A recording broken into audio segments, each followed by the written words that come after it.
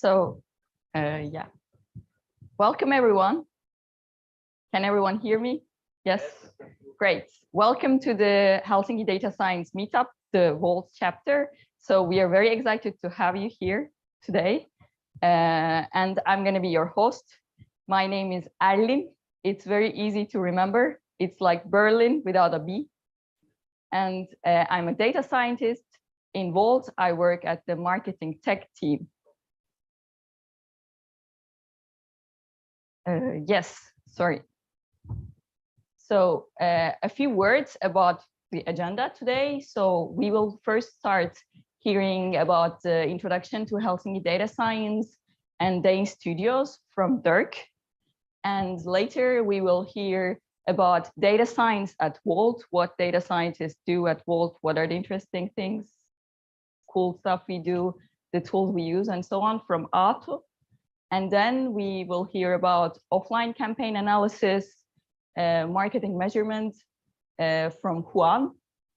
And then we will hear about restaurant discovery with Wolt, recommender systems with deep neural networks from Sasha. And then we have time for networking. And yeah, we end at 9. Perfect.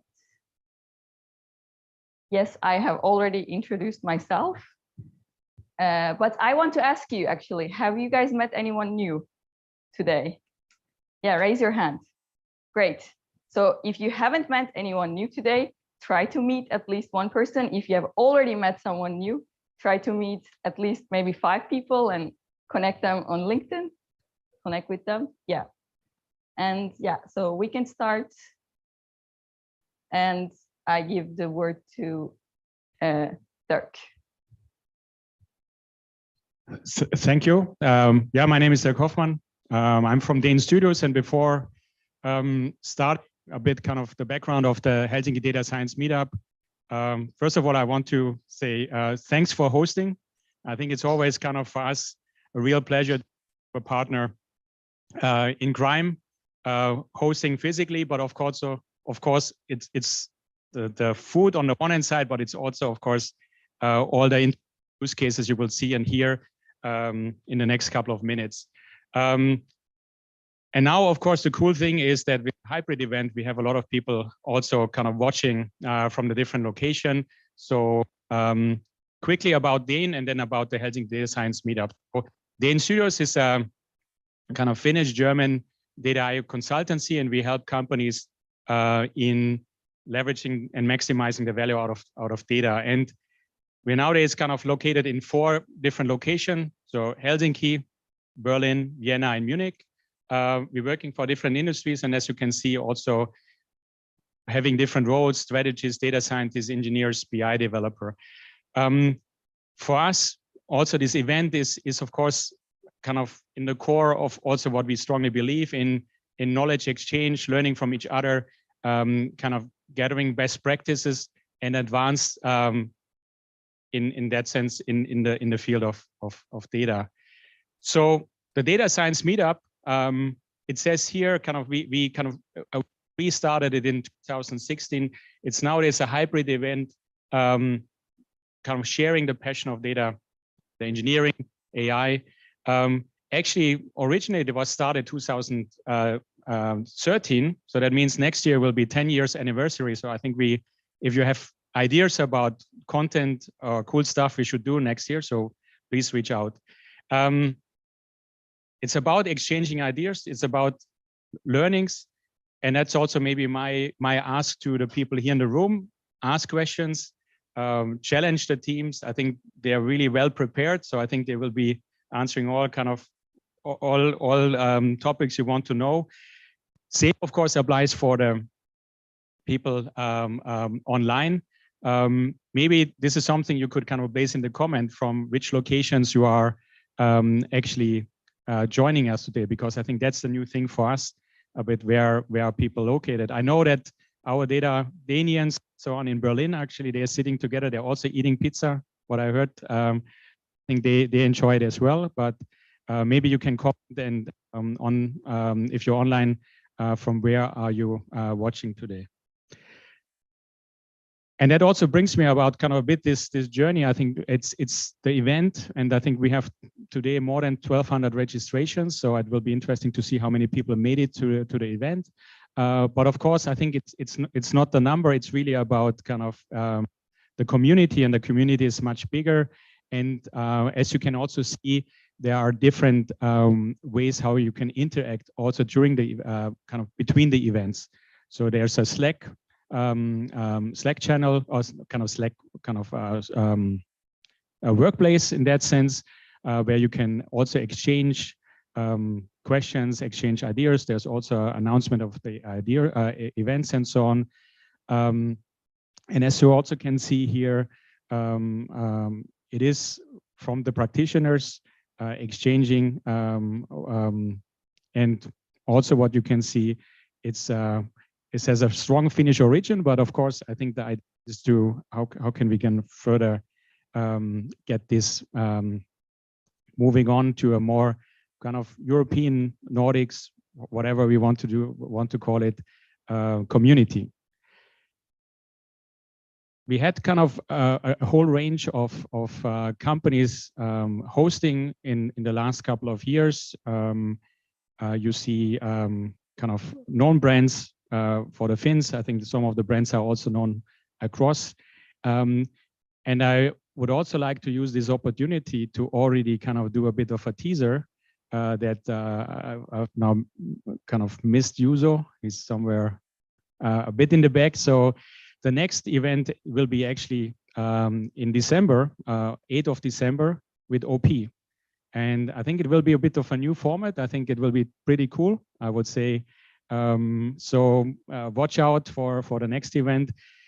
And of course, having said that, we're always looking for companies willing to host in the future.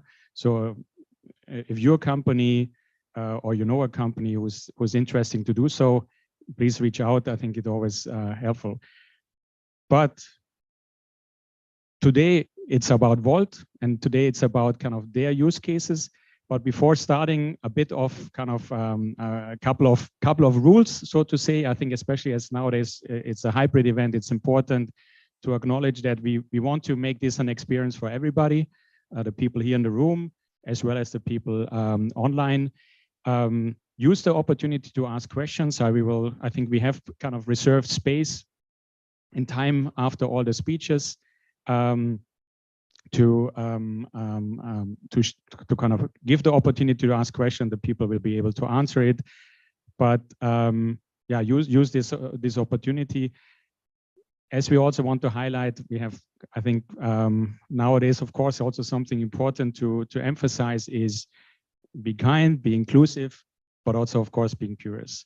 So having said that, I don't want to kind of spend more time on the outline, but more like want to use the opportunity to kind of, yeah, hand over back to the Erlin and the team to share the agenda in terms of the next speeches. So enjoy, and looking also forward to see you next time. Thank you.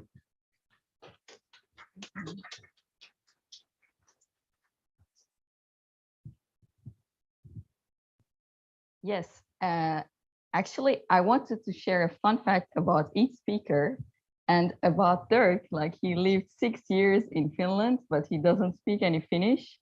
I don't think we are not a stranger to this. Maybe there are others who are like that here.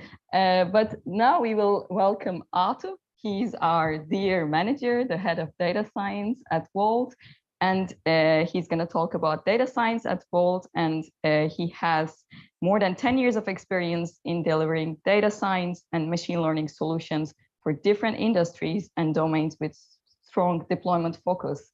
And fun fact about Aatu is that he was born in Turku. This is an insider joke, so if you get it. Thank you.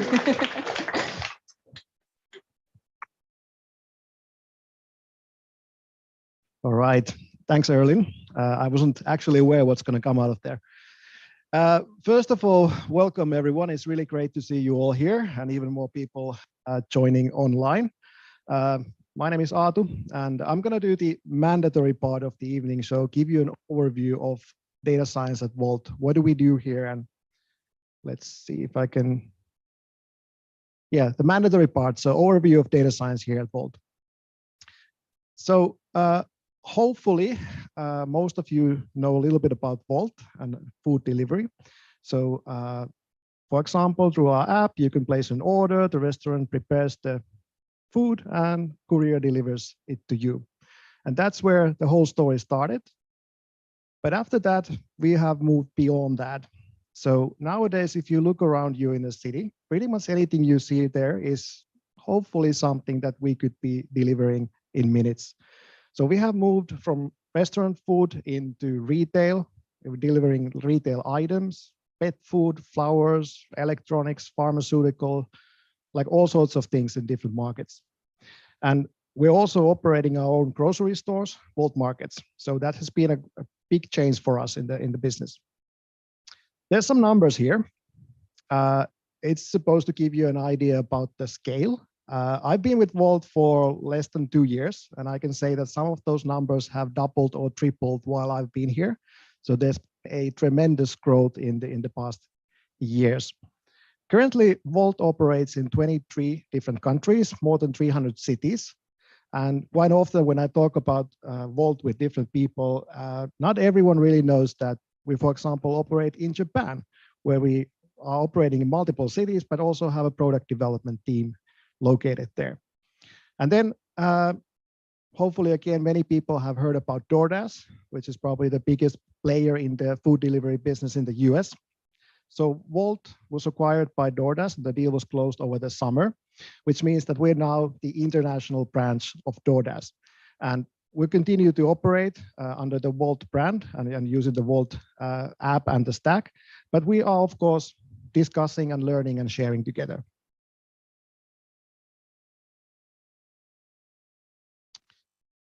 And our business then, what do we actually do? So Wolt operates a three-sided marketplace. We have customers looking for something, we have merchants with the goods, and then we have couriers who actually make the deliveries. And we are building, maintaining, operating the platform that connects all these three parties in a seamless manner. And we have also developed and built quite a lot of tooling and technology for that. So we have the end user app for Wolt customers to browse the content and find out what they want to order. But there's also a lot of tooling for other parties. So there's a lot of tooling for merchants, how they manage the menus, how they do integrations, and how they, for example, handle the orders, and also for couriers who actually make the deliveries. But then again, there's a lot of like internal tooling as well. So we operate those Wolt markets. We have pretty much built everything that you need for that purpose internally. We operate local support teams in all of the countries where we operate, so they need a lot of tooling as well. So there's a lot of hidden beneath the surface and the end user app that people might see. And then I mentioned about the growth. So there's been tremendous growth in the volume in the operations, but there's also been quite a lot of growth in complexity of the business that we do. So the addition of retail, for example, previously, if you were browsing a food menu from a restaurant, you probably didn't need that much help for that. But if you're browsing the inventory of a retailer that has thousands of SKUs there on their inventory, we probably need to do something to help you find what you're looking for. Another example could be search. So if you put a search query into our app for pizza, it could be a cuisine, it could be a margarita pizza from a venue nearby. It could be a frozen pizza from a retailer. It could be ingredients from the grocery store to actually make your own pizza at home. So there's been a lot of changes through the addition of retail, which has increased the complexity of what we do, which means that the data science is also growing at Wolt. So there's a lot of new use cases surfacing for data science and machine learning. And then I wanted to say a few words about data science, the actual work at Wolt. When discussing with different people and companies, you notice that the title data scientist often contains quite a lot of different things, and the profile and the scope of the role might, for example, vary quite a lot. So I'm trying to describe here, what do a data scientist actually do? Most of them, not all, but most of them are actually focusing on building and developing machine learning features for our products. And they work embedded into product teams, working together with engineering people, product people, designers, and analysts. And hopefully they can work end to end. So we always try to staff the teams in a way that they can actually fully own that domain and deliver end to end. So we have a couple of speakers coming later tonight, and let's, for example, pick Sasha as a guinea pig there. He has spent quite a lot of time with our personalization team, and that is a team that completely owns that domain. They develop and maintain the algorithms that surface content and personalize the experience on our app. There's something on the screen there. The team also plans the work that they do. They do all the development. They also do deployment, and they also do maintenance.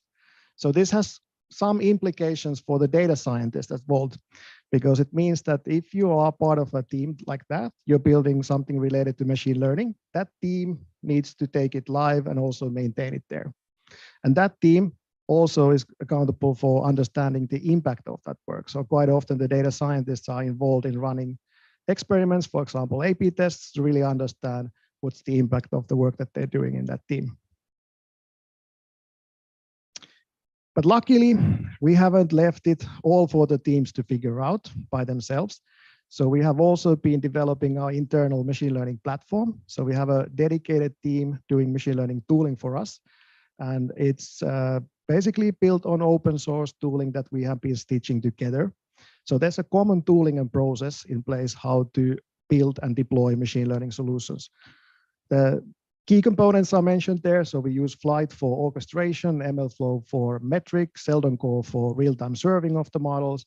And then there's a lot of templates, automation, best practices that we're using to stitch them together and make it easier for the data scientists to actually use them.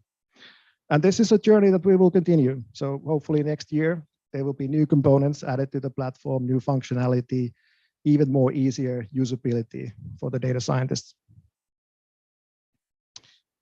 And then what do we actually work on at Wolt? So this is a very high level overview of some of the domains. I've just like dropping domains and areas there. But if you think about like already the three-sided marketplace there, that platform, it already offers like three entities to work with the consumer, courier, and the merchant.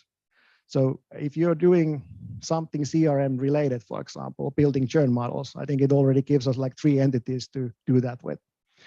Logistics is hugely important for us, of course, how efficiently we can make those deliveries happen. There's a very strong focus on experimentation. I mentioned those support teams in all of the countries. There's a lot that we can do with machine learning in order to help their lives and also make the experience better for the customers. We have teams for fintech, retail, Wolt Market. What I'm trying to say here is that Wolt really has an enormous amount of like future opportunities for data science and machine learning. And I think we're still like sort of scratching the surface there and see like where the journey will lead us. Just going to say a couple of words about few domains here. So one of them is everything customer related.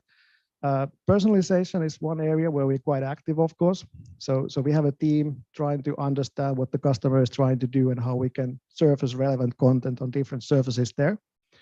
There will be more details about that work later tonight. We have a focus on search as well. As I mentioned, the addition of retail, for example, has increased the complexity there. So again, trying to make it easy for people to find what they're looking for, whether it's a global search or in-venue search, that's something that we're actively solving all the time. And then we have that team around marketing technology that Erlin mentioned, and we will also hear about more today. That team is sort of being there to make sure that our marketing uses their budget in an effective manner. But they also work on anything sort of a customer campaign related. So they work on topics like lifetime value models, churn models, basically any kind of help that the marketing teams actually need. Logistics, understandably quite core domain for us. We develop and maintain our routing algorithm internally. So this is how we set up the optimization problem for the logistics and how we actually solve it as well. And it's completely in-house developed and managed at the moment. And one curiosity there is that if you're interested to see how, for example, the logistics side works, there's a high-level description of that in our algorithmic transparency report that is publicly available through different means. Another topic that that particular team works on is the different time estimates. So if you're browsing Wolt app, you always see the time estimates there saying that if you order from this place, it'll take 10 to 20 minutes. That's coming from a machine learning model. That's quite important for us because it creates expectations for the users. So that's one like very important model that the team is working on, but there's also others. So we actually split the whole delivery journey into multiple smaller steps, and we try to model and estimate those separately as well. So we, for example, work on prep times. So when there's an order, we try to understand that how long does the restaurant actually or the venue need in order to prepare the order. Then we do separate estimates for pickup, drop-off, and travel times. So if the courier is picking up something curbside, it's probably quite fast. If the courier is picking up something from a huge mall that's 5 stories with a separate parking, it's going to take a little bit longer. So we're basically modeling all of this and taking it into account. And again, for example, this team is utilizing heavily switchback experiments and A/B testing to understand the impact of the work that they're doing and the changes that they're doing to the algorithms there. I think we're going to probably take the questions at the end of the presentation, right? Yeah, just wait a second. There's not many slides left. So supply and demand is also one domain I wanted to quickly mention about. So it is quite important for us to be able to understand what's coming ahead. So we're also forecasting both demand and supply side. So demand is basically the orders coming in. Supply is the availability of couriers for fulfilling those orders. And we do forecasting on different time horizons for different use cases. So it might be something from intraday to days to weeks to months for different purposes, whether it's trying to activate couriers to make sure that they're available into planning, ordering gear, making sure that we have a proper onboarding funnel for the couriers in different markets. And then the interesting topic here is the imbalance situations, because if something happens, if we don't have enough couriers, it means that the deliveries will take a long time. And it means that customers are going to be unhappy. Then again, the other side of that is that if we don't have enough orders, we have couriers online, but they have nothing to do, they're going to be pretty unhappy as well. So the balance is what we look after here, and it's actually applies to the whole marketplace that we operate. So the team is also looking at like what can we really do when there's a situation where we see that there currently is or is going to be an imbalance. And then I'm getting to the end of my show. So it probably doesn't come as a surprise that Wolt is hiring, and a lot.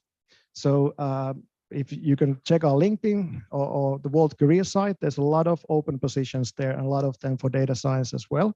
One thing I need to mention that there are different locations there, different countries and cities mentioning. Don't mind them. We're happy to discuss anyone with like any of the locations where we can hire. So there's some roles listed there. There's plenty of more online. And if you see anything interesting, let's talk. I guess that's pretty much my intro today. Thank you. Thank you very much, Aatu. Yeah, I can take that. Yeah. Thank you. We can take the questions.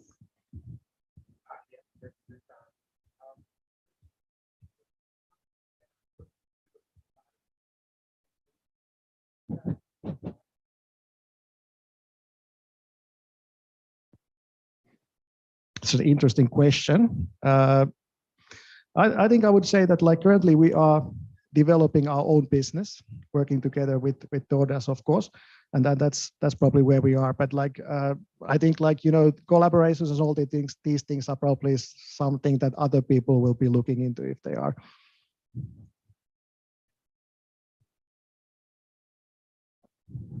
There's a couple of. Okay, I can't spell all of them.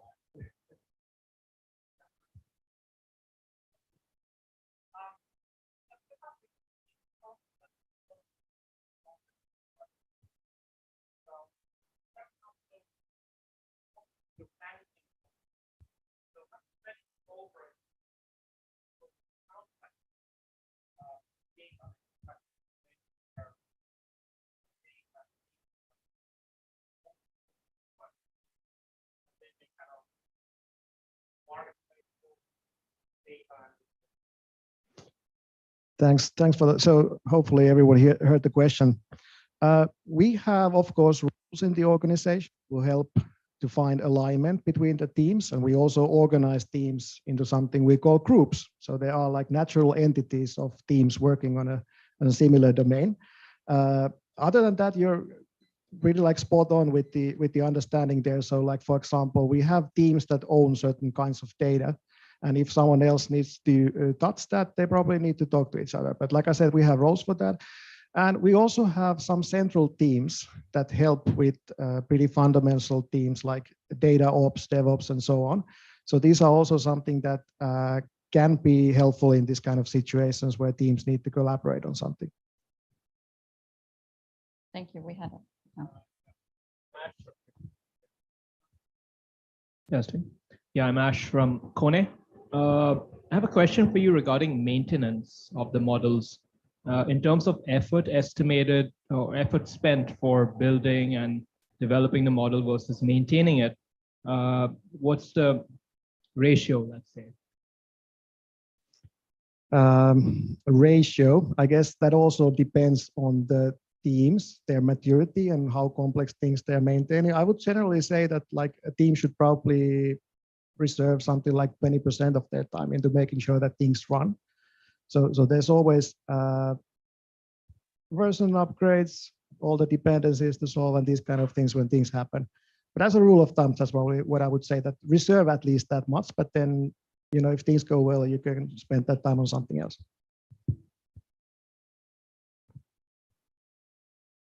Thank you. We can also take some questions from online. So there was one question. What are some of the typical measures you use in A/B tests to validate not just model performance, but customer experience and business impact?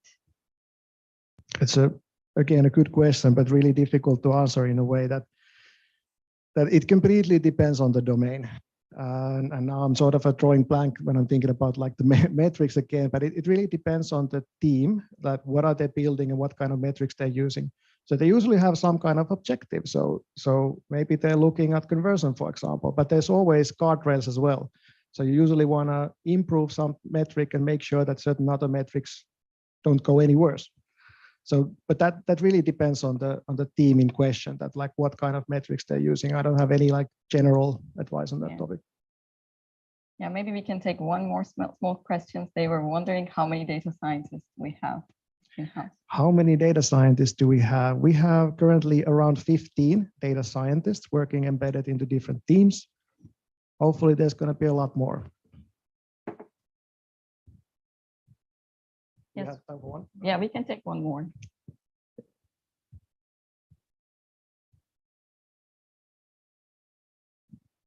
This is probably going to be a bad question, but I'm thinking in perspective of feature engineering. You mentioned, like most of the time data scientists spend a lot of time in feature engineering. So some of your models predict the estimated time a courier would pick up the food or deliver, or the preparation time.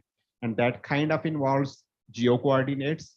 But I'm thinking like, do you actually use geo coordinates or like street addresses of the hotels or restaurants as like features? Because that might lead to overfitting or something, or do you like use distance measures or some kind of, and if you do, what would be like the evaluation matrices? So I'm just trying to have like a general technical overview.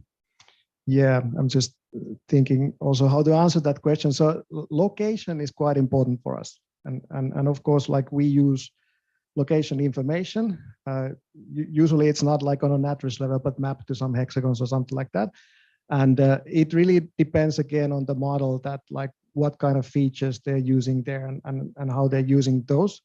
And like, for example, those delivery estimates that you see when you're placing an order. Of course, we need to have an understanding of where you are and where the delivery is going to be, because we need to have an idea how long the distances are. So they're definitely used in that connection. Is there anything else that you want me to add there? Okay, thank you. Thank you very much, Aatu. All right, thank you.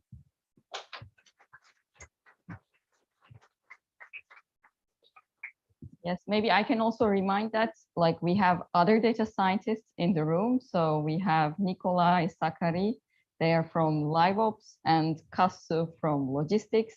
So if you want to blame like about like bad delivery estimates and things like that, you can blame them maybe. But yeah, please come and ask us questions after the speeches. Yeah, so we can continue with our next speaker, which is Juan. Oh.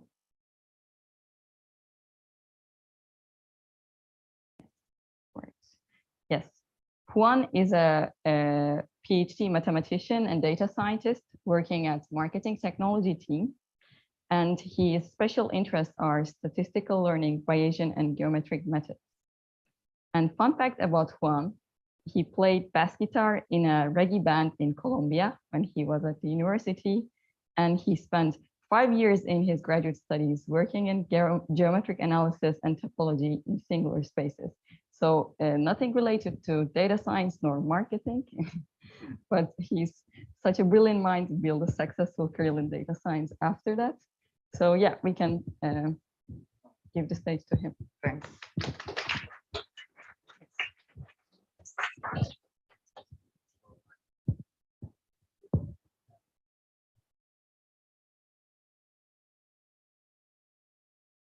Okay, I guess it's better now. All right. Thank you very much. I'm very happy to be here. Actually, I'm based in Berlin, and I flew today just to join this special event and to meet you all. So very looking forward to all the questions that you have, and yeah, let's get going. So yeah, what I'm going to try today, it's about really kind of challenges and learning. So it's less about kind of what to do, but maybe more kind of a personal experience that we have lived to trying to measure to optimize offline marketing campaigns. So this is a brief outlook of the talk. So I'm going to talk about a little bit about the motivation behind what we do, and kind of the rest of the presentation, we're going to generate a synthetic data set because these things are very hard to measure. Or in order to grab some concepts, it's always useful to run some simulations, or you can actually control the truth and play God, so to say. And then we're going to go through various type of techniques which can allow us to get estimations on media efficiency effects, which of course can be applied to other domains. And at the very end, I will finalize with some remarks and takeaways which could ideally trigger some discussion. So the motivation here is that very recently, let's say, given the kind of privacy settings and kind of the need to really optimize and not kind of waste money in marketing, many companies and many famous cases have kind of popped out there saying that kind of through this digital era where everything was cookie based and kind of depending on attribution models, actually there was a bad decision regarding to investments. So for example, Adidas presented a quite nice study saying that they, let's say, based on a kind of alternative econometric method, that they were overestimating in performance marketing. And whereas kind of a lot of their sales were actually being driven by brand. So they were, yeah, wasting a lot of money, but of course they now know and probably are correcting that. And there are other cases, for example, eBay, which turned out like around 200 million euros in digital, and actually nothing happened. Actually, it happened even more that they put that into different channels and their sales actually went up. So this is actually very crucial for companies. And understanding how to actually optimize and manage this budget, I mean, because we're not talking about a couple of euros, of course, it's really key. So usually how people are working out these days about how to manage the holistic marketing efficiency is through kind of major components. One of them is what we're going to do where we're going to talk today, which is about A/B testing and experimentation. Of course, there's the attribution model, which is kind of very kind of appropriate for digital channels. And there's something in between that is called a media mix model, which is trying to link these two together. But actually, it's not that one links the two, but also they're interconnected. Because as I will mention, actually input from the geo experiments can actually be fed into the media mix model to kind of calibrate that for yeah, measurement and optimization purposes. So we are actually working these 4 components ourselves. And we, for example, are building an MMM, marketing mix model in-house. And the key idea here is to actually look into the data from a statistical point of view, where we actually can track other channels like TV, podcasts, radio, which is actually quite hard to track. And we're actually going to draw conclusions regarding efficiency through a statistical method. And this by itself could be yet another meetup. So here's an idea for it. But this is not what we're going to do today. What we're going to do today is to talk about geo-experimentation. So this is actually pretty tricky. So what I decided for us today is to play a game on which we are going to generate a data set which should resemble very closely to what you will encounter in a real kind of campaign analysis. And then we'll see, let's say, techniques which can allow us to kind of recover this. So I invented a city where I have 40 zip codes, and I created a treatment and control. So the treatment is blue, and the treatment is red, and the control is blue. And what I did was to simulate orders. And one thing that you see, I mean, the math is there, it's not very important, is that I allowed this kind of be sampled from a distribution. So there's unknowns that we cannot control, but let's say heuristically, we're going to say that our orders are going to depend on the size on the zip code. If there are more people, probably there are going to be more orders. There's going to be a seasonal component as well. So the weekends that we're going to have more orders. And then we're going to have a base conversion rate, which is just there because previous campaigns or kind of organic growth. There's going to be a component. So orders are naturally going up. And there's going to be this interaction effect, which is actually the 0.07. Again, the value is not very important, which is actually a contribution that the treatment group is going to be, let's say, seen through the campaign. And by campaign, we can believe, okay, we run certain offline campaign, let's say radio, or we did some direct mail, like say flyers, something that we cannot easily track. But we're going to make this a little bit more interesting, and we're going to assume that each zip code has a strength feature which we cannot see. And let's say it's about market penetration or maybe affinity to the brand, which maybe you cannot measure, but it's there, and it's definitely going to affect your conversion rate. Or if we see the order rate, let's say orders divided by population, we see that the control and the treatment groups actually differ. But most importantly, I made this data set in such a way that just the treatment group has a higher strength. So the groups are not very comparable. So there's an unobserved component there that is gonna kind of bias our results.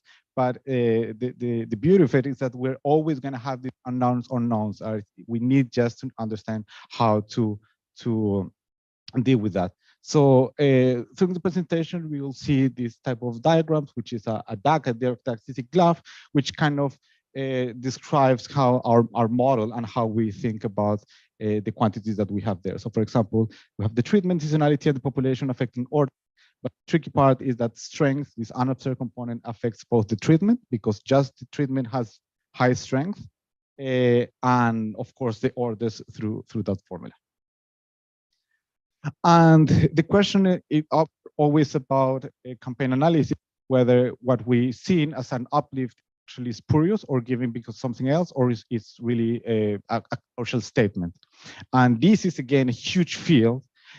But what I want to emphasize here is that, let's say for the kind of this example, we're going to be interested in the average treatment effect. So let's say the average difference in orders over the treatment and control group. And let's say one way of doing this, let's say very simple, take the orders in the treatment, take the orders in the control group, let's say take the mean and see the difference. But this is not going to give you any causal statement, because you need to ensure that these groups are comparable. So the formula is not very important, but when you take this type of statistic, just by taking like comparing the mean across these two groups, actually this could be because of spurious correlations or confounders, but not really because of the campaign. And this is something that you want to understand. So what you measure, and this is the notation kind of why not and why one, this is in the context of what is called the potential outcomes, is that you need to make sure, or let's say hypothetically understand or verify or assume that your treatment without the, let's say, the treatment group of the intervention would have, let's say, developed in the same way as the control group. But if they differ, of course, then the uplift that you will measure will come from something else. So causality versus correlation, this is a big elephant room, which I'm not going to go deep into that because we're going to go a little bit more pragmatic. So as we know the data generation process, we can do something very simple. And I can do the same, let's say, exercise, and I can turn off the campaign in the treatment group. I can do that. I just put that to 0, and I just compute the orders. And you that if I do this, then let's say in the campaign period, there's going to be around 5.2 increase on the number of orders. So this is kind of the truth that we can recover. But something interesting to see is that this is observational data. So this is kind of a static campaign. But we can play God and actually run this 10,000 times. We can actually run 10,000 campaigns and see that our model specific, let's say the uplift is between 5%. Of course, we don't have information about this one. We just have information about this one. So it's also important to realize that the campaign realization of kind of this intervention. So ideally, what you would like to do is to actually model the whole data generation process, meaning you have a model for your orders and you have a model for the order rates, and one can really do the kind of a generalized little model. And if we know and input the perfect specification of the model, you see that we get a number very close to 0.07, which is the kind of treatment effect that we put by hand. But in the formula, we actually have the strength variable there, which we have in our data set. But in reality, you don't have that. So if you run the same model, the generalized additive model, without strength, you're actually going to get a much an effect, more than like 3 times. So this means that going through this approach, which is the ideal case, can be sometimes, especially if your process is actually quite cumbersome. So what we're going to do instead of going this way is we're going to work in what is called, for example, a geocentric model, which is not correct, but a kind of a linear approximation, so that we kind of avoid this type of challenges. So let's go again to a marketing manager. Our marketing manager ran this campaign, and let us assume, for the sake of the exposition, that they were too busy and they did not have a control group. They just ran the campaign. They just penned the campaign in those zip codes, and they just want to get some efficiency metrics. So here what you're seeing is actually the sum of the treatment group before and after the campaign. And as you see, this is a very beautiful case. In reality, the signal is much smaller, but for the sake of this position, this will serve. And if you actually, what you would do is take, let's say the campaign lasts a month, take the month before the campaign, and take the relative growth. And if you do this, you're gonna get around 7%. That's great. But here there's something tricky, and this is one of the biggest problems when doing this type of analysis, is that there's a naturally trend component, which we are not taking into consideration. So we are attributing part of the growth to the natural trend component that we're seeing. So we're always overestimating the effect of the campaign, which for the marketing manager may be something good, but if you want to optimize for that, actually you want to be careful about it. So in the case on which you don't have any control group, you can actually do something slightly better. So what you can do is, for example, instead of just comparing the pre and post campaign, we've seen that the problem is precisely the trend. So what you can do is to train a relatively simple time series model, which is based on weekly seasonality, because you see it from the data, and with a kind of local linear trend, which goes up. And this is this type of approach is actually commonly known as causal impact. And I mean, Google has a really nice work and package about it.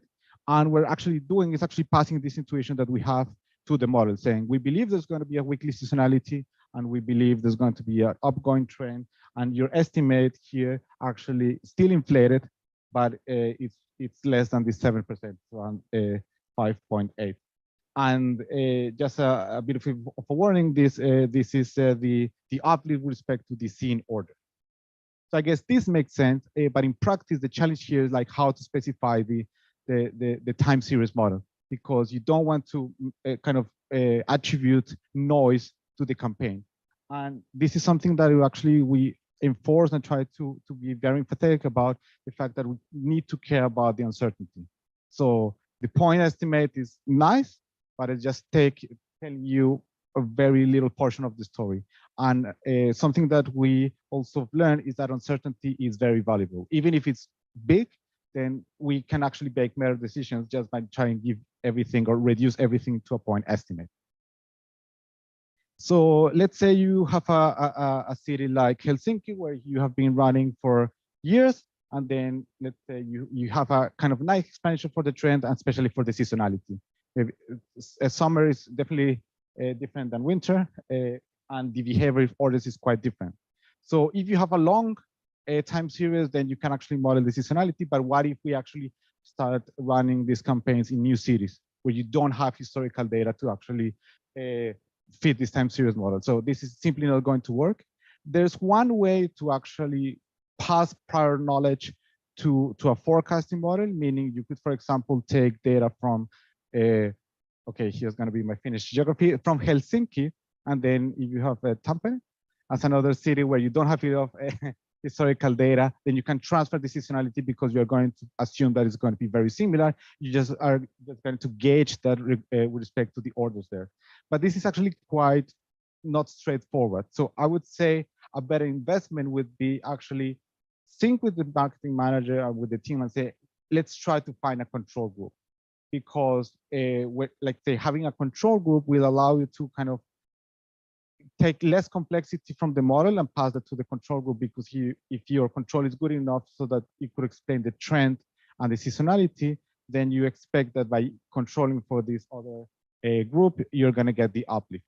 So this is a common approach and the idea behind the time-based regression framework.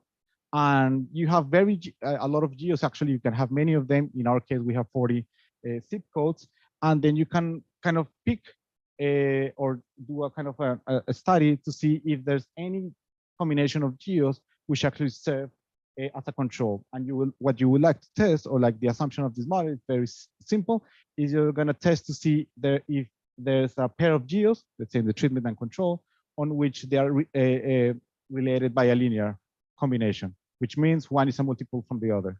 And the intuition there is clear. You want to make sure that the trend and the seasonality are there. And then once you have that treatment group, then the approach now is rather simple, because instead of having a time series model to train, you can just train that your favorite linear regression. So in this case, just because of the example is nice enough, actually you can just take the sum of all of the zip codes, and then you see that in the pre-campaign phase, actually this is just the data at scale. They look quite fine. You can of course run your favorite statistical test, and then you see the purple line is what you've seen, what you will get from the control group, and then in the green line from the treatment group, and you run a linear regression. And at Wolt, at least in marketing, we really like the Bayesian approach because we actually care a lot about uncertainty. So you can get these type of results on which you have now this simple linear regression, but you can again estimate the prediction intervals. And actually you can do many things within the Bayesian settings. So for example, you can weight the recent points more, for example, if there's the need to, maybe if the relation is not entirely linear, and you actually can constrain your computation based on certain, let's say, domain knowledge, so to say.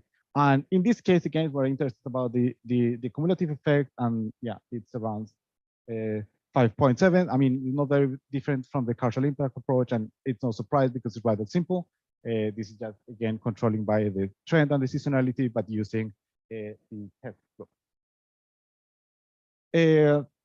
one other approach which can be very handy is what is called synthetic control. And remember that in the previous example, we have to kind of see which geos would work for control. So sometimes you have certain constraints for the business and you just have a couple of them, but maybe you have a lot and you don't want to kind of run over all the combinations and actually kind of overfit on the selection. So what you can do is actually take all of your available geos and use kind of what is called a convex combination of that. So the intuition here is that if you want to run a regression, you are often actually extrapolating from your training data. What you're going to do here is actually use all of your zip codes in this case to generate what is called a synthetic control. And this is going to be kind of what you're going to compare against what you got from the true value. So the recipe is very simple. You take, as the training said, all the historical data in the pre-campaign of all your zip codes, and you train a linear regression with a constraint. And the constraint is that all the coefficients of this linear regression, which in this case you're going to have 27 because you have 27 zip codes in the treatment group, should be positive, and they have to add to 1. And in this case, you're actually not extrapolating, but interpolating. And that actually works quite well in practice.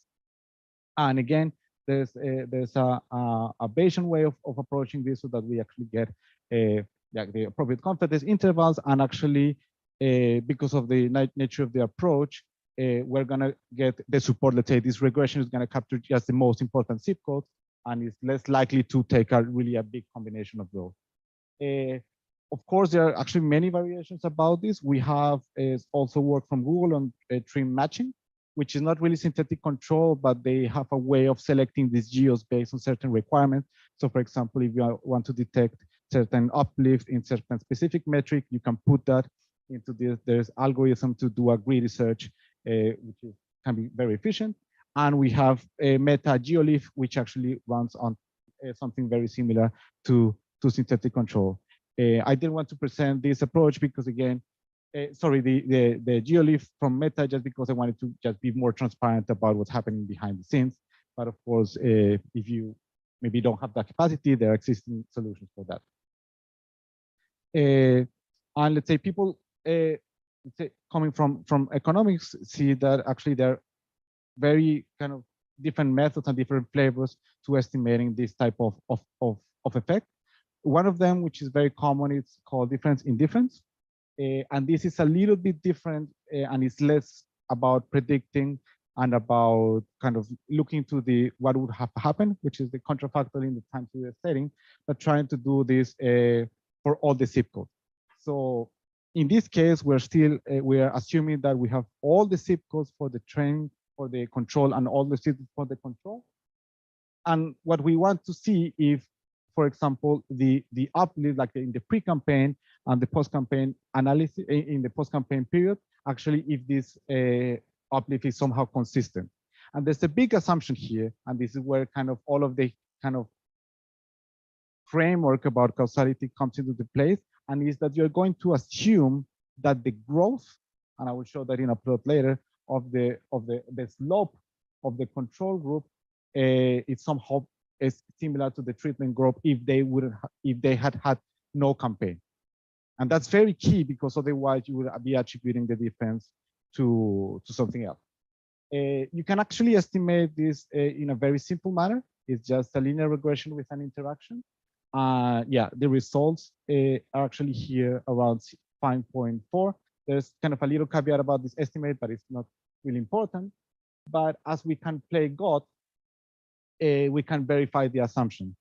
And in this case, actually, the condition of the difference in difference does not happen if I turn off the campaign, but the difference is not that much. But I guess what is important here is that the intuition behind difference in difference is that you're going to compute the pre and post for both treatment and control, and then you're going to estimate the what if had happened in the treatment without the treatment group without intervention, and just estimate the difference. What I like about this approach is that it's very easy to interpret, it's very easy to explain, but it has a very strong requirement, which is this parallel trends, which there's no way you know that. You can, of course, what what you can do is actually test this before the campaign and see if this somehow holds true. But this is a big assumption that one cannot underestimate. And the last kind of approach that I want to just briefly talk about is something that is called panel data and fixed effects. And if you think about it, we haven't used the fact that we have many observations for the same zip code. And that's very valuable information. Say in most of the other approach, we've aggregated this data, which potentially we have, let's say, lost a lot of information. So in the panel data and fixed effects approach, we're actually going to use the whole data set. And what we're going to model is the orders, where all the log of the orders, if I want to look into the incrementality of a fixed effect regarding the interaction between if there was a treatment and if it's part of the campaign. And I'm going to have individual intercepts, this alpha I, for each zip code. And I'm going to have also control variables for the time. So in essence, this is a cleverly linear regression where you can kind of see, like, heuristically, what you're doing is taking a dummy variable for each zip code. But of course, if you have a lot of zip codes or a lot of users, this is not going to work. But it still works just because you can do the estimation in a two-stage regression, on which this kind of what you actually do is to take the mean over the individuals, let's say the zip codes and the time component, what is demeaning the data, and then you can make this work. But there's something very nice here, and is that once you feed this model, you actually can compare the fixed intercept for each zip code. And notice that I'm just using information from the treatment and about the campaign. And what you see is that these intercepts splits in two groups, and they split precisely in the strength variable, which means the panel effect, the panel data and fixed effect has the advantage that it will just destroy or kind of take into consideration all of unobserved kind of variables, which are constant over time, which is very, very powerful. So here in the lower plot, you see the orders against the population of zip code, and here you see the difference between these two, and we get something very similar as when you do this. And this comes very handy because of course you don't know when you're modeling, but when you see such results, you still get some insights from your experiment, which is something that I found very, very interesting. So I know that was a little bit too much, but the message is the following. I have various takeaways, and I'll be happy to chat about it. So first of all, it's very important to measure if we want to optimize. Like, that's key. The second is that measuring is hard, and that's what makes this fun. And this is actually a very kind of active developing field, especially it's kind of a new trend in what we call data science. So some tips is from what we learn is that I know sometimes it's hard and money comes quite fast, and maybe people want to go through campaigns, but let's say working with your team and trying to find a control group to measure it, it's a good investment. It will pay off, and there's going to be a work to be done setting up the experiment, but it definitely pays off. The second is that that you need to roll the DAG, which means like be conscious about the assumptions that you're making. Don't just throw everything to a linear regression. It will most likely fail. What my advice and what and not mine, but from people that actually are experts in the topic, is really draw your assumptions, because your results are going to be based on what you believe. And there's no God or there's no simulation that will give you this, but it's your domain knowledge. And I think writing these effects and writing this diagram is very, very nice, especially if you do it together with stakeholders. So another one, which I think is maybe the most important one, is simulations are very powerful. Every time I have to do something new, instead of doing the math, in spite of the fact that I spent a lot of time there, I actually write a simulation, and then you can test whether the approach is going to work. Because if you have such a situation and you're wondering whether you should use difference from differences, or maybe actually see whether, let's say, up to which extent this causal impact approach can bring a good results if you don't have a control group. You don't know that a priori, but by simulating and, for example, by increasing the noise, you can see how much this estimation will differ. And this is something that has saved me a lot of time. And yeah, uncertainty quantification is also very important. So please don't stay with point estimates. And the last one is learn and iterate. And I think this is actually part of the journey that we're having at the moment. And yeah, thank you very much. Thank you. This was really amazing. Thanks for all the simulations and comparing the techniques, discussing the advantages and disadvantages. So do you guys have any questions? Yes.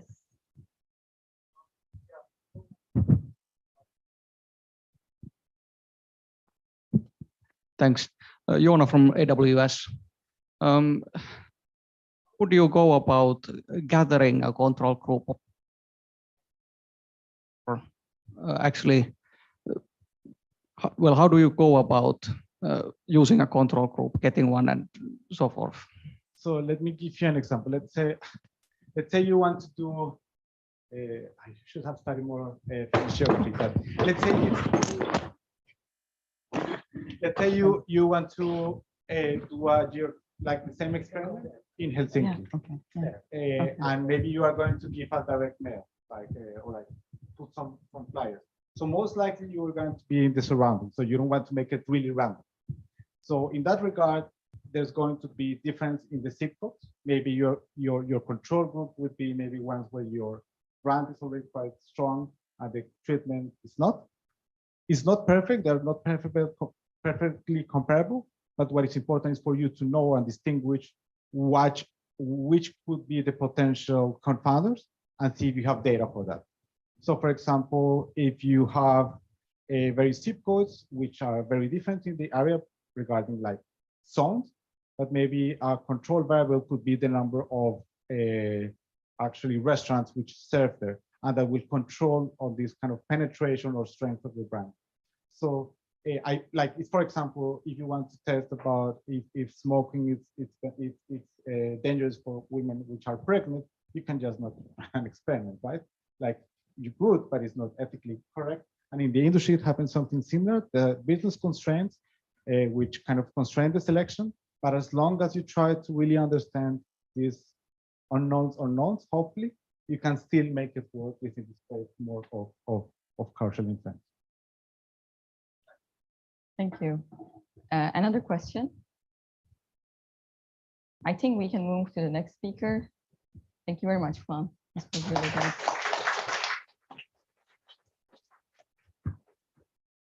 Our next speaker is Aleksandr Fedintsev, aka Sasha. So he is a staff data scientist and working in personalization team. He has passion for statistics, recommender systems, deep learning, and low latency online inferences.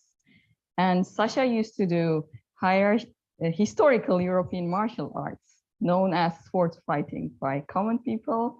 And he also studied completely different things to data science and recommender systems back in the day.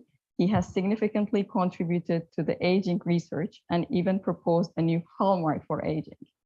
So now we're going to hear about that. No, I'm kidding. Yeah, so he will talk about the restaurant discovery. Yeah, restaurant discovery with deep neural networks. So stage is yours.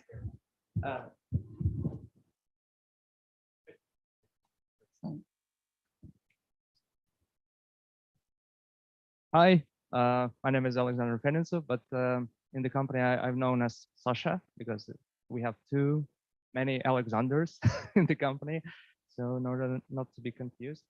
Yeah, and as Aaron mentioned, I work for 4 years and almost 4 years in personalization team because once our CEO Miki Kuusi said that Wolt is a customer obsessed company, and I took his word literally. So, and yeah, here a couple of words about why personalization. Why is it so important, especially for us? Well, basically, Wolt is a pretty huge company, and we're growing, and we are recruiting more and more restaurants. And it leads to a situation where, like, when in hundreds of cities, there are locations in which like hundreds of venues are delivered to a single location. But the user, the customer, immediately when opens the app, immediately see only a few of them. And our goal is to basically promote the most relevant, and we are figuring out how to do that to like make the customer experience as smooth as possible. So it reduce amount of scrolling and thus increase the customer satisfaction and of course the conversion. So yeah, and it's pretty tough to do. Yeah. Yeah. So and how we are doing this, how we are achieving this. So basically, here is an example of how the real world application looks like. This is one of our tabs. This is restaurant tabs, and this is a vertical list, but now it's a bit different story. So we have carousels on top, but yeah, it used to be a vertical list, and it turned out to be a perfect playground for our models, because when you have a vertical list, you can basically measure the relevancy of the content that you show. And by relevancy, we mean whether customer actually purchased from some restaurant in this list. And the position of this list basically matters a lot. So here you can see the graph, and you can see like rough idea like how the conversion changes like from slot to slot. So of course, if you position the most relevant venue in the first slot, the conversion is going to be like very high. But if you put it down in the list, so people are not very likely to scroll that far. And let's talk a bit about metrics, offline metrics, because of course, our main goal is to verify everything via online experiments, namely A/B tests. And well, we measure, of course, like conversion, retention, like different business KPIs. But of course, it's not possible to conduct an A/B test every time you got like an idea or a feature, whatever. And that's why you need like good set of offline metrics that can predict very well the outcome of an online experiment. And we, by no means, this is the perfect list of metrics, but we've found that it pretty much just like very well correlates with the online A/B test outcomes. And the first, we divided it into three groups of metrics: metrics of ranking quality, metrics of content diversity, and content novelty. And the ranking quality is probably the most known like set of metrics. It's coming from information retrieval from search and from other applications, and you can use here NDCG, like average rank, but we found that mean reciprocal rank is quite handy metrics. It's like an average of reciprocal ranks, like 1 over rank, and it's a good thing because it's bounded by 0 and 1. So the perfect ranking has mean reciprocal rank of 1.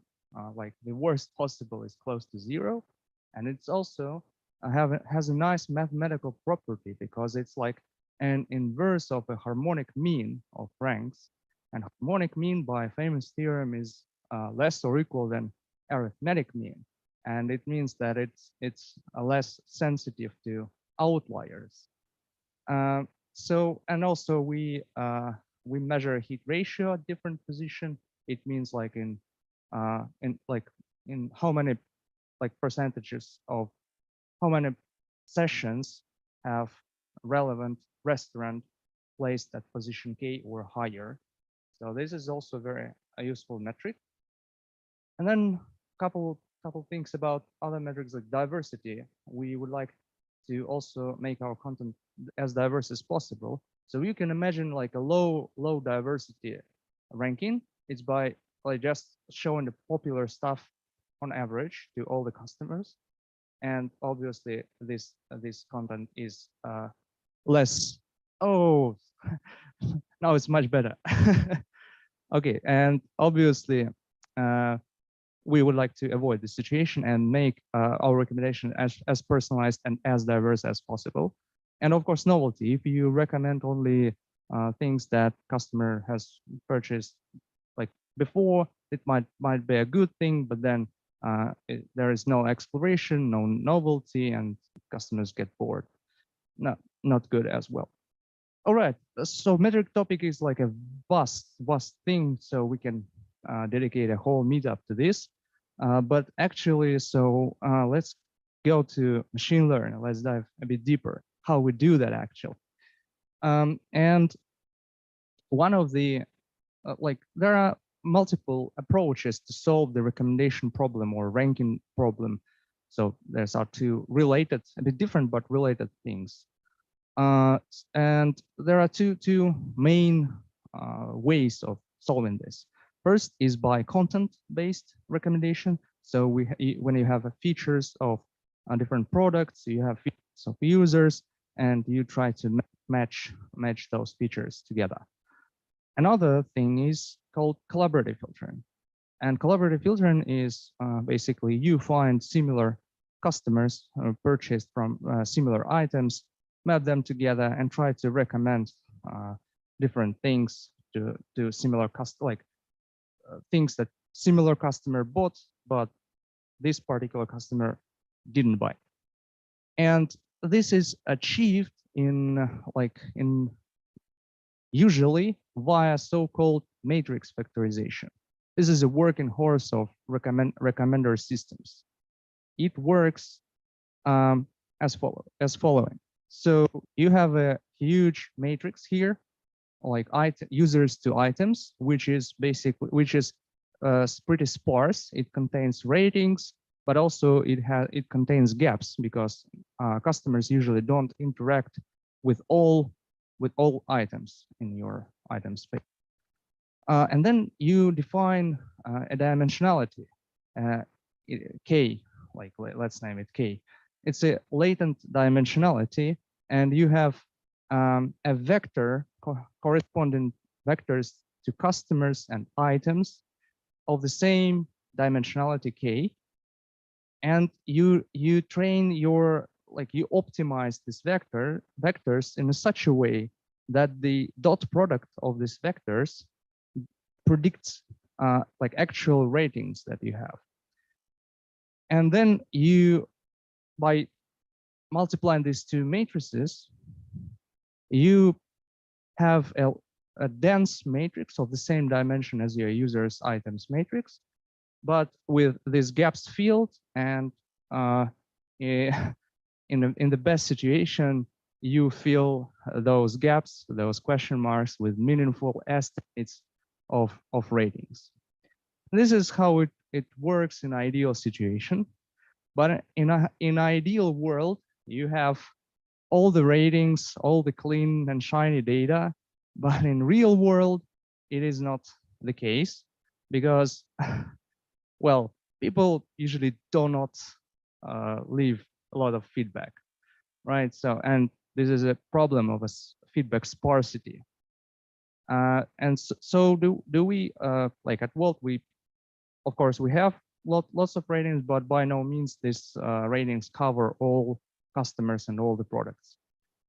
And that's why mathematicians come up with clever ways of utilizing so-called implicit feedback.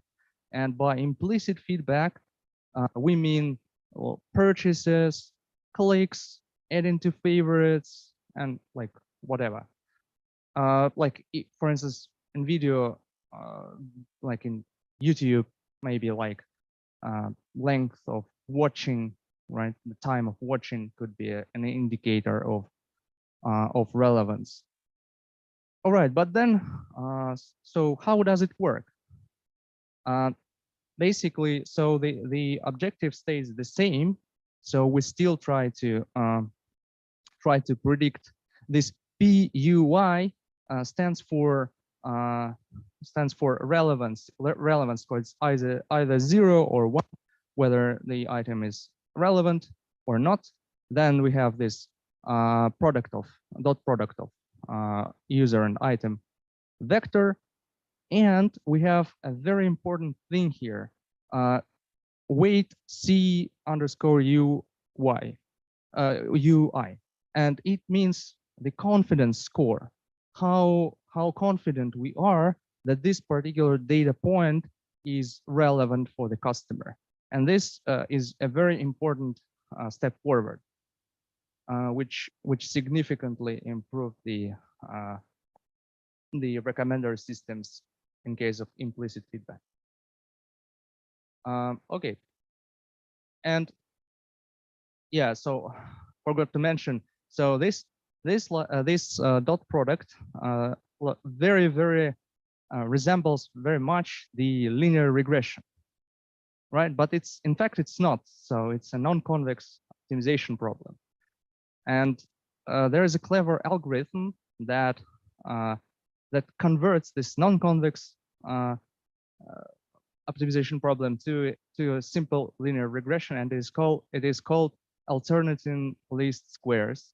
When it works as follows: you fix one vector, treat it as a features, and you optimize another vector. Like for instance, you fix user vectors, you optimize item vectors, and then you fix item vectors, optimize for user vectors, and you iteratively until convergence you find better solutions. This algorithm is called ALS, and it was our first attempt to make personalized ranking. But then, so we started seeking for ways of improving our current model, and stumbled upon like deep neural networks, so-called neural collaborative filtering.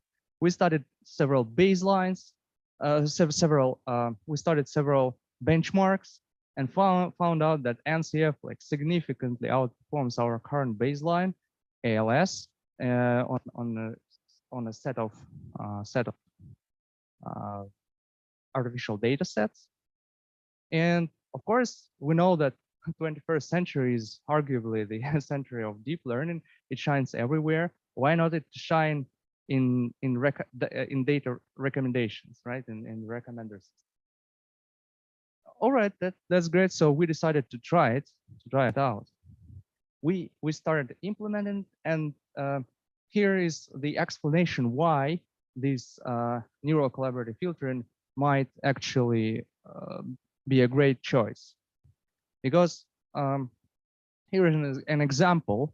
So when traditional matrix factorization fails, so because there are like one specific example where you cannot like preserve the ranking of all four items, all four users, because it cannot be done just like geometrically. And neural network can solve this problem because it can allow like complex non-linear relationships, like, but this is great in theory. So how like the overall architecture, how does it look like? So this is the most generic architecture from the paper, and it basically combines two things.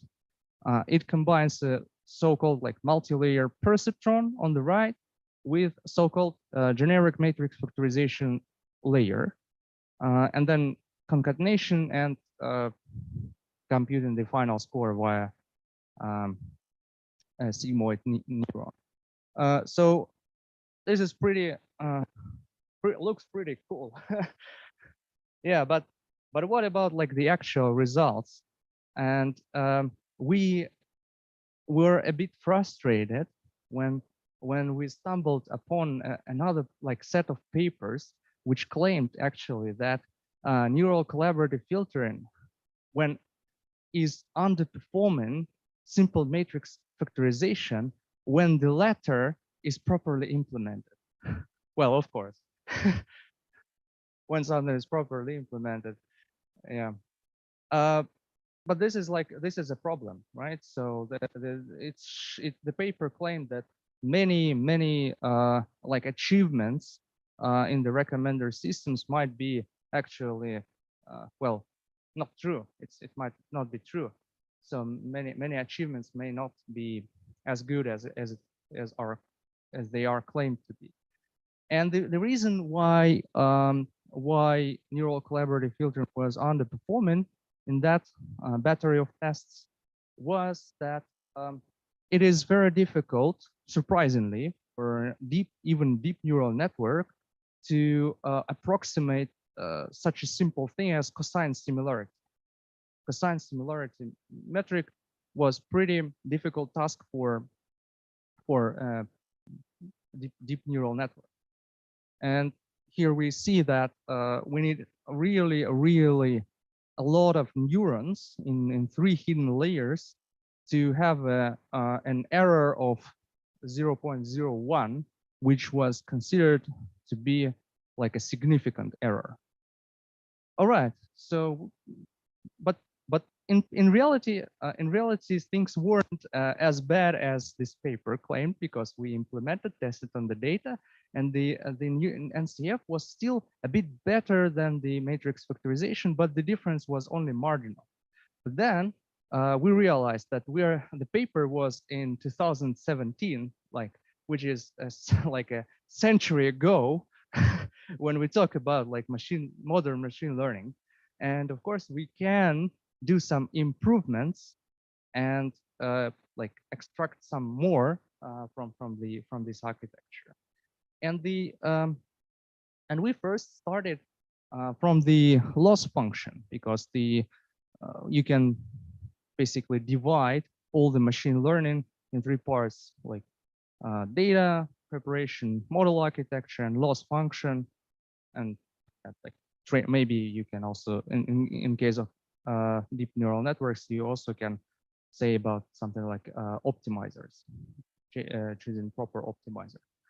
All right, but then what about what's wrong with the objective function? So the original paper used binary classification log loss. So, and this is not very good, because the deep neural networks are very expressive models. They can capture very complex relationships, and the way how they learn it was basically because we have only positive samples mainly, and other samples are either negative or unseen, and we label them all as zeros, as negative samples. And if the model is expressive enough, it will learn almost perfectly the ones and zeros, and thus it will not be able to make good rankings, because all the unseen and negative values just have a score of 0. This is of course a problem only in the extreme, because you always can do some regularization, more aggressive regularization, and avoid like perfect learning of this matrix. But then we can, of course, make the life of our model easier by choosing the appropriate technique, by the appropriate like learning objective. And there is like proper learning objective for ranking. This is a whole area called learning to rank. And for that purpose, we looked into the so-called Bayesian personalized ranking. This is a pairwise method of learning ranking models. Oh, wow. Oh my God.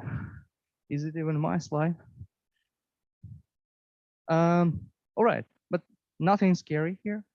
This is just an formulation of the Bayesian personalized ranking. So Juan mentioned Bayesian a lot of times, so here's my turn. And like, so what are we trying to maximize is that probability that a positive item will have a higher score then randomly selected negative item. And this is encoded. I don't have. Oh, I don't have a laser pointer, unfortunately. But the upper formula, this p brackets greater sign u given theta, this means exactly that. Probability that's a randomly selected positive number is a positive item has higher rank than negative. If we decompose this, we see that it's like just a product of a sigmoid function with of some difference, and the difference is f minus f. F is our neural network. So this is some function. We input in this function user ID, item ID, and in the first case, it's like positive item ID. And we subtract the score for negative sample, and then we put it all together in a sigmoid function. And when we take log, we usually take log for sake of like easier optimization, because it's very difficult to optimize products and easy to optimize sums. So our loss function becomes this log sigmoid. So and maximizing the difference basically means that we are seeking the weights that basically yield the best possible like ranking. And here is one addition that we introduced to this loss function is this weight WUY, and this is the weight from the previous slide here from this paper. It's our confidence weight. So how confident are we that this particular positive sample is actually relevant for the customer? And the example of this weight, for instance, if customer made like 10 purchases from a selected restaurant, then our confidence that it is a really relevant item is higher than if customer clicked only once, right? So if customer clicked only once, it may not, like it doesn't matter. So we are not really confident, and thus we can afford ourselves to have a higher ranking error in this particular pair. But if customer make like 100 purchases from a restaurant, we cannot afford to rank it lower than a randomly selected restaurant. So, and this yielded like 20% relative improvement over the baseline implementation from the paper. And another thing is very simple also. It's called dropout. And dropout is like a method of regularizing neural networks. When you basically switch off some neurons during the training, and it basically it is a way of training an ensemble of neural networks within a single neural network. It is fascinating, and it yields also a very nice improvement. And it allowed to increase training time. Well, sounds not very good, but it increased our possibility to train model longer without overfitting, achieving like better training test error. All right, so these were our improvements, but the results on offline results may be like whatever good, right? So offline results might be very nice, but eventually every model should be deployed to production and basically do good for customers and the company, right? And it should bring value. And the main concern, like many people are concerned about deep learning because they think that deep neural networks are slow. And in fact, if you see how many parameters our latest neural network has, is like tens of millions parameters. And intuitively, it sounds like a lot. So tens of millions of computations. Well, you need like GPUs for serving that or something like that. But in fact, it's not true. So because the architecture of this neural network allows us to do only a handful of computations during the inference, because majority of the weights are concentrated in these huge lookup tables where user and restaurant embeddings are stored. And at the inference, you pick up only several embeddings, not all the embedding matrices, and propagate them, these embeddings, to multi-layer perceptron layer and GMF layer. So the total amount of computations is pretty affordable. And like fun fact, if you have a gradient boosting tree model or random forest model of the same size, of the same like computations as neural network on a real CPU is faster than the tree model. Why? Because neural network doesn't have any if-else statement, like any branching.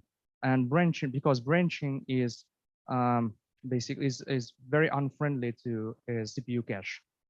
And due to cache misses, like tree models perform not the best. Yeah, but okay, so the model works on CPU, and in majority of the cases, latency is very good. Is like P95 is like 20 milliseconds. But we've encountered during the load testing, we've encountered spikes in latency. And this is a like real problem. So you can't deploy a model that like 95% of the time is this very, very fast, but once in a while it is slow as hell. So what's the problem? Like how to fix, how to isolate? After several hours of brainstorming, we found a solution. Blame garbage collectors always. Yeah, and our solution, like disable garbage collection. It may sound like crazy, funny, but in fact, there's a lot of sense in it, and many companies are doing this when using like Python for, well, doesn't sound right again, like using Python for high performance application, but still, like Instagram done that, like, and now we are doing this. So disabling garbage collection, but then you need to take into account that disabling garbage collection and restarting services, if you have several pods in your Kubernetes cluster, you shouldn't restart them all at once because you will get a service downtime. So, and that's if you do it in the correct way, add in random jittering, so everything will be just fine. So some pods will restart, but while others could still handle the load.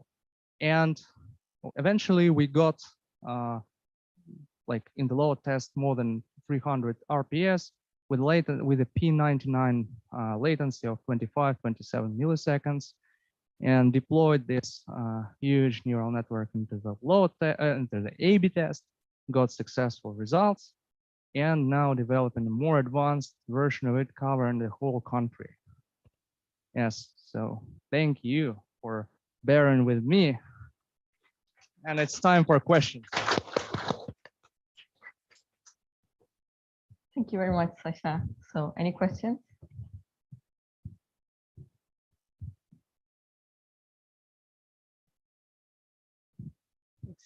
Yeah, hi, Maria here from Elsa.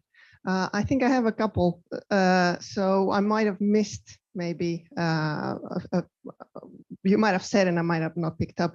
So the first one is, did this architecture, was it published or did you cook it up? Yes, the architecture is published. So Okay, it's but you build it from scratch. Yeah, this is like the paper was it's like neural collaborative filtering. You can search it over the web. Yeah, but we've significantly improved it in-house because, well, the raw architecture wasn't that good in real life. Can I also ask? I didn't understand how the labeling happened. Yeah. That's one question, and then also if it's not a how do you say PI? What's the word like?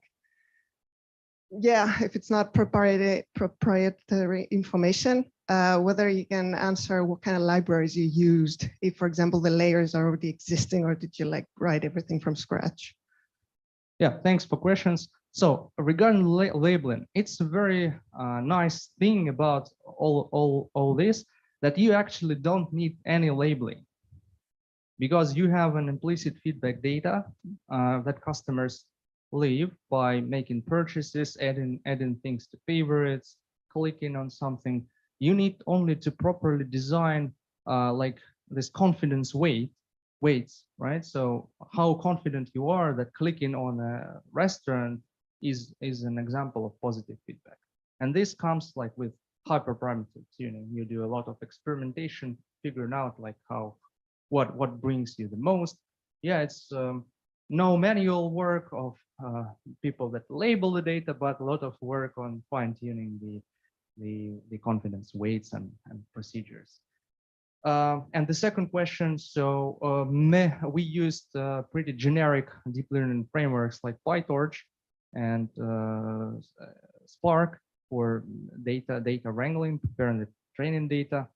As Aatu mentioned, we use Selden Core for serving the neural network. Yeah, but like the whole training pipeline, data, like preparing training data was written by us in-house, like completely from scratch. And the architecture of the neural network was also a bit altered by us. Thank you. We can take another question. Thanks for the fascinating talk. I'm Jesse McCroskey with ThoughtWorks Finland. I'm a data scientist, but also heading up sustainability and social change for our region. So I'm very interested in alignment issues in systems like this. So I'm curious, you talk about focusing on implicit feedback for your optimization and your evaluation. Have you done any research to understand to what degree this reflects actual user preferences in terms of what they want to see recommended? And also, do you do any analysis of the impact of these sorts of optimizations on kind of longer term sorts of metrics like retention or future engagement? Thank you. Very good questions. So it's pretty difficult to say like to answer this question, right? So whether it reflects customer preferences or not, we can only see the overall like metrics like averages, but the ranking quality, diversity, and novelty, all these metrics improved significantly, and the A/B tests showed like business KPIs, corresponding business KPIs went up, and we see like our focus groups within the company, so we see like better ranking for us. So we definitely see that the model works at least on a selected subpopulation. Well, it's a very difficult topic, right? So because there are plenty of ways of interpreting what can be a good example of relevant item, what can be not. It's and the ultimate goal of us is to build, of course, an opportunity for customers to leave like direct feedback, whether you like or dislike this item. Do not show me again. But this is like a future story, and the future is shiny because we are also thinking about adding a lot of context, right, to the model. So currently, the beauty and the limitation of the current model is that it doesn't take any additional features. So the model is pretty self-contained. It has all the information baked into the model. That's why you need quite frequent to retrain it and deploy. and this saves us from the infrastructural load, so we don't need to maintain like feature stores, whatnot. But in the future, we will absolutely need to do that to be able to serve like more contextualized models in real time.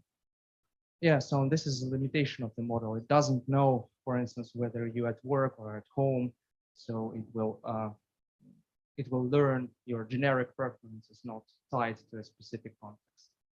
Yeah, and this is what we are going to solve in the future.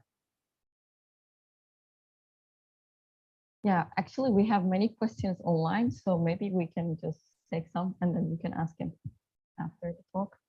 Yeah, I'm just gonna pick some. How to control the degree of diversity and novelty? Yeah, very good question. So the diversity is like reflecting the personalization actually. So the more model is personalized, the more diverse content it shows, like in general. So but novelty is something that that contradicts a bit the personalization. So because you promote something new, it of course it has lower relevancy to the customer that something that is already in their history of purchases. So this is a very difficult question. So I don't think anyone has an answer on that question. But what we found is like putting more aggressive regularization boosts novelty, like subsequently lowers the diversity. So we are trying to find a sweet spot of how many,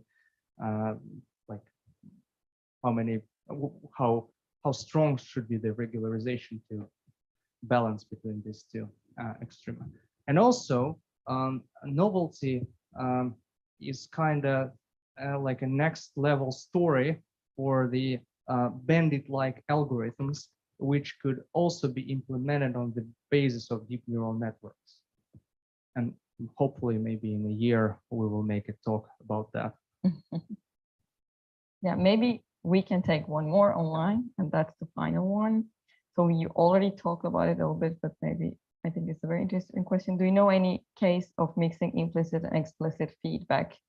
Many cases involve implicit feedback plus a small number of ratings. Maybe we can. Yes, we actually are doing this.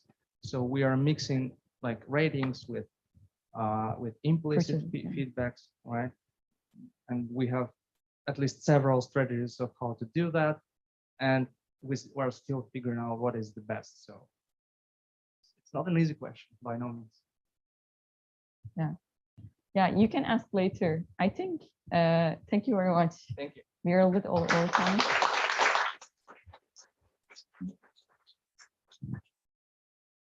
Yes, we have something fun. So we have a raffle. You have put your names here. So we are going to pick two names. Yes. Mikko Hemmi.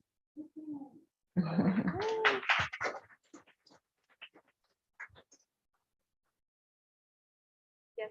And Matti Toivonen.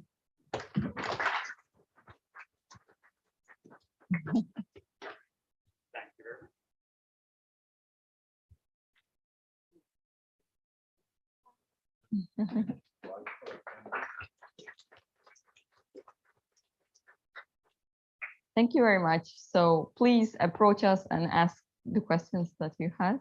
It was a really nice slide, and thanks for the online audience for joining. Have a good evening.